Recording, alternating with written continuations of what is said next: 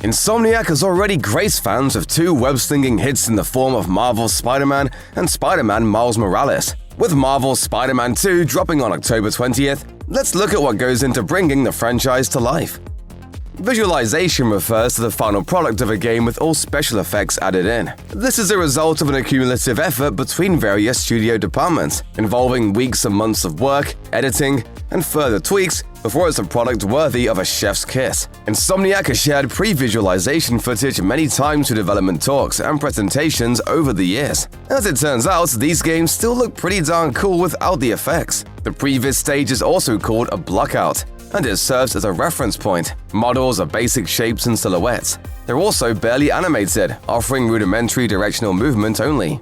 Without further materials and lighting, the scene is rendered as a smooth gray limbo completely void of atmosphere. But hey, you have to start somewhere. It's fascinating to see because it proves it takes a unified work of many departments to not only realize the final vision, but also to seamlessly transform that monotone liminal framework into a cinematic and engaging player experience.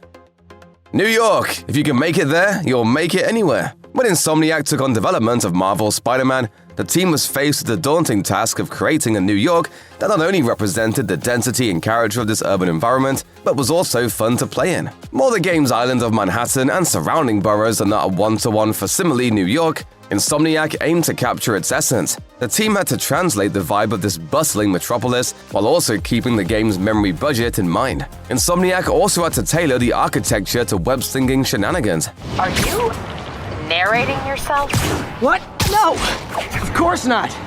The Chief never did understand Spider-Cop. So that this process would not take years, Insomniac sought to utilize procedural generation. This allowed the team to focus its limited time on fine-tuning the art and atmosphere elements of the city. To pull this off, Insomniac used a third-party program called Houdini to generate sets of versatile assets for all roads, alleyways, terrain, buildings, cars, pedestrians, and basic props. These elements could then be tweaked and combined with handcrafted scenery and materials to make up the version of New York seen in Marvel's Spider-Man. This also condensed development time so that Insomniac and Sony could allow multiple passes to ensure quality. Very early on in development, Insomniac crafted a prototype of Manhattan with placeholder buildings, allowing the devs to test the correct feel of Spidey's momentum-based web-slinging. This version consisted of a dense collection of untextured gray buildings, but still provided the perfect backdrop for developers to master Spidey's preferred traversal methods.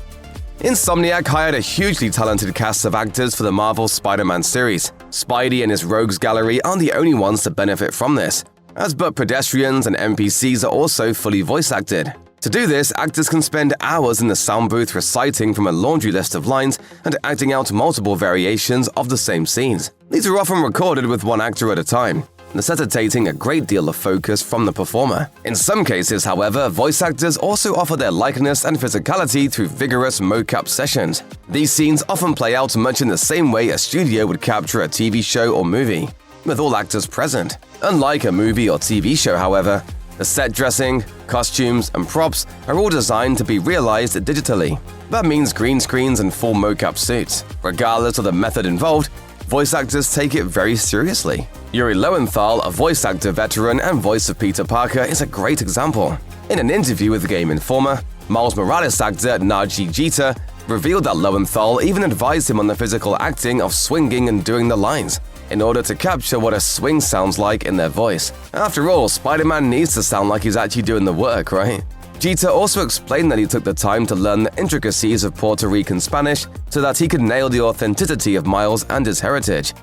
There are many obstacles in translating the iconic appearance of a comic book character and their many foes into another medium. Thankfully for fans, this is one obstacle that Insomniac tackled with finesse and grace. While keeping true to established design rules, Insomniac's art team made a combination of creative and logical tweaks to the design of Spider-Man's iconic suit, all the way down to the musculature of Peter Parker's body beneath it. A creative use of color, in particular the white spider design, makes Spider-Man's red and blue suit pop off the screen.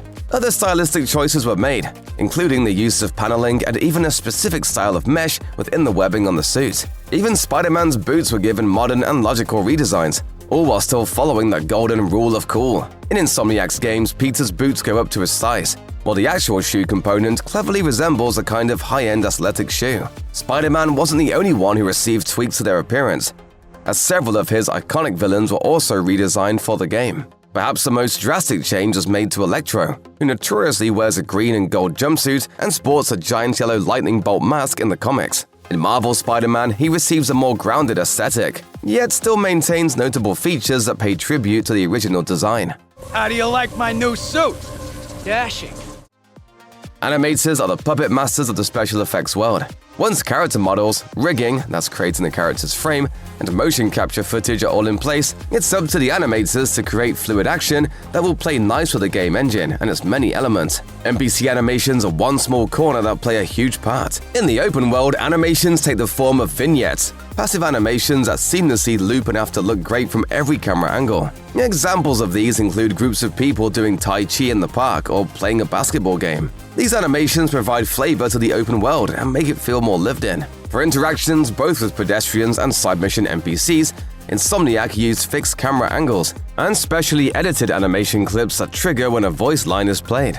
These animations were either partial or full-bodied, depending on the length and type of interaction. Animators are also the ones who will clean up motion capture data in cinematics to create a smooth final result. In a cinematic, the camera angle is fixed, and the timing abides more strictly to sound and timing. When it comes to cutscenes, the animation work becomes more deliberate and intentional, resulting in a cinematic feel. Cinematics take control away from the player, but reward them with dramatic scenarios that push the narrative forward. In Insomniac's Marvel Spider-Man, cinematics are rendered in-engine in real time, which is why you can see whatever variant costume you've got Spidey wearing at all times. Finally off to Rikers, huh? You know, I think you've got more enemies in there than I do. The process of crafting a cinematic involves several important steps and multiple departments working in a collaborative effort to produce the final scene. The first step is to lock the story in place. Once the script and the narrative beats of the cinematic have been decided, every department comes together to discuss what they want the scene to look like. Now, back to some stuff we mentioned earlier. The next stage is pre-visualization, when the team blocks out camera angles, animation times, and sound effect placement. After that, the motion capture unit will run a performance and the volume and data is collected. During this process, actors and directors can often see the recorded data on monitors around the studio. After the mocap data has been compiled, the animation is cleaned up and is then reviewed and critiqued over a period of weeks before being distributed to sound, lighting, VFX, and rigging teams, all of whom work towards creating the final product that you see in the game. Ever wonder why certain cutscenes in Marvel Spider-Man are unskippable? It's because they're basically animated load screens. Assets, lighting, and other effects are added in off-camera. For the player, this creates seamless transitions between set pieces. It's not magic, but it may as well be.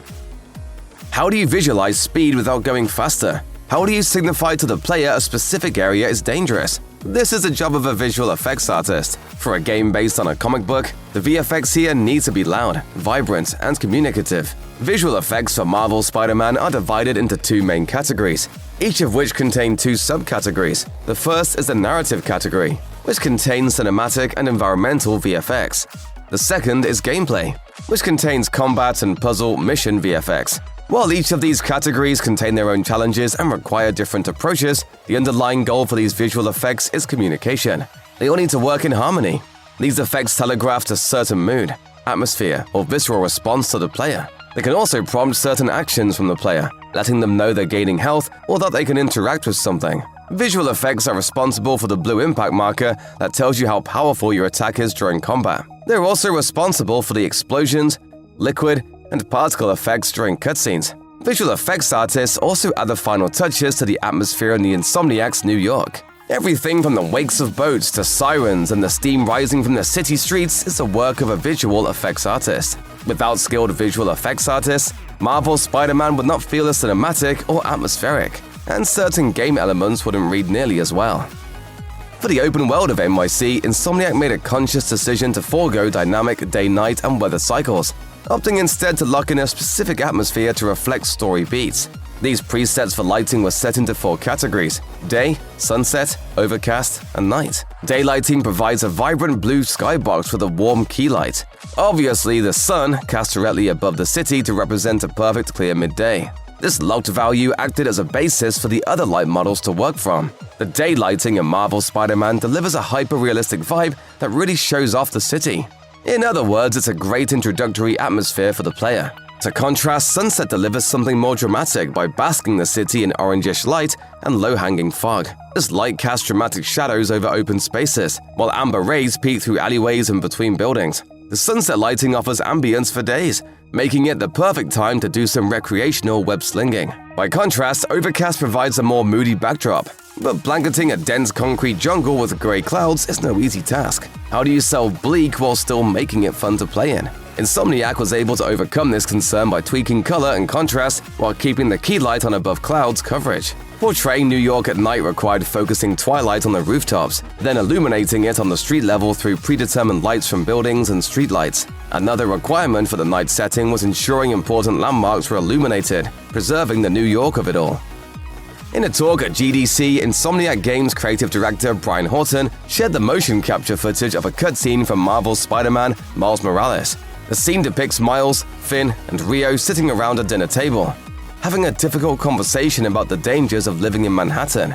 In the mocap footage itself, fans get an excellent behind-the-scenes look at how much work goes into preparing a volume for a shoot, as well as the dedication of the actors involved. It also allows viewers to really appreciate the complexity of each of the actors' mocap suits and how props are utilized in the scene. Why fight a losing battle?